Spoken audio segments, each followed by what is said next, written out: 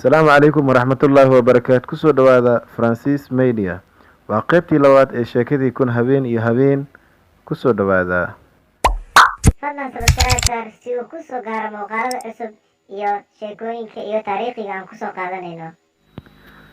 Sheekada waxay noo mareysay qaybtii koowaad markii labadii boqor arkeen waxa beerta qasriga ka dhacay iyo habdhaqanka foosha xun ee ay ku kaceen naagihii qasriga oo ay ugu horeyso naagtii boqor Shahriyaar.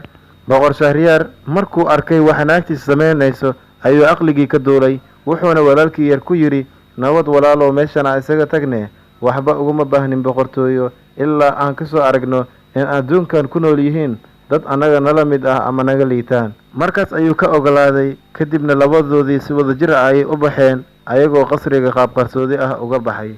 Waxay safar ku jiraan, maalintii dambe ayay geed hoos fariisteen ayagoo daalan. Geedka wuxuu u dhowaa badyaro meesha ku taalay, ayagoo meeshii ku nasanayay ayay baddii hal mar kacday, waxaana soo baxay wax aad moodo tiir weyn kaasoo cirka isku shareeray. Markay arkeen waxaan ayay cabsi dareemeen, ayagoo geedkii orod ku fuuleen, waxayna sii fiirinayeen waxa badda ka soo baxay wuxuu yahay. Mise waxaa badda ka soo baxay waa jini aad u weyn, aadna u dheer, aadna u feero waaweyn. Wuxuu madaxa ku xambaarsan yahay sanduuq weyn. Jinigii sidii uu soo socday wuxuu imaaday geedkii ay labadooda boqor saarnaayeen. Markaas ayuu geedkii hoos fariistay, wuxuuna furay sanduuqii weynaa. Markaas ayuu wuxuu ka soo bixiyey sanduuq kale, wuu sii furay, wuxuu soo bixiyey gabar aad moodo xuurulcayntii jannada, quruxdeedana aad la yaabayso, aadna u moodo sida dayixii oo kale. Markaas ayuu jinnigii gabadhii ku yidhi, boqoraddii xurta ahaydey, waataan ku soo afduubtay habeenkii aqalgalkaade, waxaan rabaa inaan hadda xoogaa yar seexdo. Markaas ayuu dhabteeda inta madax saartay ku seexday. Gabadhii iyadoo meelaha fiirfiirinaysa ayay waxeeda isheeda qabteen labadii boqor ee saarnaa geedka. Markaas ayay madaxii jinniga inta dhabteeda ka qaaday dhulka dhigtay, kadibna u soo jeesatay dhanka iyo labadii boqor ayay u ishaartay inay soo degtaan. Markaas ayay dhaheen, jinniga cirfiidka ayaan ka baqaynaa. Markaas ayay ku tiri, soo degta, haddaydaanan soo degan cirfiidkan ayaan soo kicinayaa. Markaas ayay cabsadeen, wayna soo degteen. Markay soo degteenna ay ku tiri, labadiina waxaan idinka rabaa inaad ila tumataan oo aad ila raaxaysataan. Balse way ka diideen, hase yeeshee waxay ugu hanjabtay in jinnigii soo kici doonto uuna si xun u dili doono. Markaas ayay waxay rabtay u sameeyeen. Markay howshii dhammeeyeen ayay waxay jeebkeeda ka soo bixisay kolay yar, waxaana ku jiray in ka badan 570 faraanti. Markaas ayay ku tiri, ma garanaysaa waxay yihiin faraantiyaashan? Waxayna ku yidhaahdeen, maya, ma garanayno. Markaas ayay ku tiri, jinigan aad u jeedaan wuxuu isoo afduubay habeenkii aqalgalkayga ahaa, wuxuuna igu xiray sanduuqan asigoo kusii xiray 7 qufil, wuxuuna igu riday badda moolkeeda si uu iiga ilaaliyo wax nin ah. Sidaasi oo ay tahayna waxaan la tuntay dhammaan nimankii faraantiyaashan lahaa, ee idinkana isiiya faraantiyaashiina.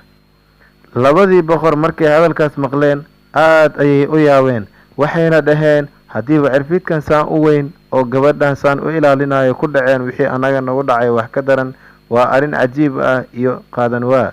Markaas ayay labadoodii oo yaaban degdeg meeshii uga soo tagay, waxayna ku soo laabteen boqortooyadii. Boqor Shahriyaar oo aad u xanaaqsan ayaa yimid qasrigiisii, wuxuuna amar ku bixiyey in lasoo qabto naagtiisa, jaariyadii iyo addoommadii la tuntayba. Waana la soo qabtay iyagoo dhammaantoodba kurka laga wada gooyey. Intaas kuma sii ekeene, boqor Shahriyaar wuxuu amar ku bixiyey in habeen kasta gabar cusub loo guuriyo, subaxiina kurka laga gooyo. Wixii sidaas xaalku ahaadaba, muddo 3 sano kadib waxaa la waayey wax gabar ah, oo gabdhihii waxay isku bedeleen wax la dilay iyo wax cararayba. Wasiirkii u qaabilsanaa boqorka dhanka guurka maalintaas markuu soo waayay wax gabar ah oo u dhiso, ayuu gurigiisa yimaaday isagoo murugaysan. Wasiirkaas wuxuu dhalay 2 gabdhood oo aad u qurux badan. Mid weynna waxaa la dhihi jiray Shahrazad, mid yarna waxaa la dhihi jiray Dunyazaad.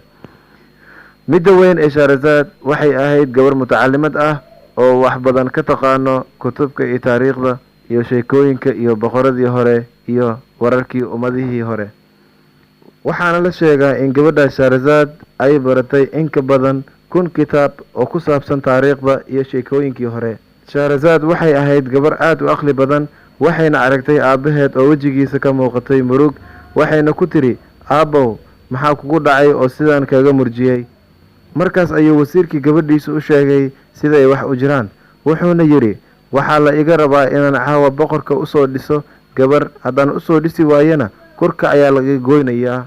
Markaas ayay Shahrazad aabbaheed ku dhahday, aabow, ii guuri, laba mid ayay noqonaysaa, in la i dilo ama inaan madax furasho u noqdo gabdho badan oo muslimiin ah oo halaagsami lahaayeen. Markaas ayuu wasiirkii ku yidhi gabadhiisii, aabow, waan kuu cabsanayaa ee nafsadaada halis ha gelin. Markaas ayay gabadhii ku tiri, waan ku khasbanahay aabow, midaas waa lagama maarmaan ee ii guuri. Markaas ayuu ku yidhi, waxaan kaaga cabsanayaa inay kugu dhacaan wixii ku dhacay dibigii iyo dameerkii uu ninkii beeralayda lahaa.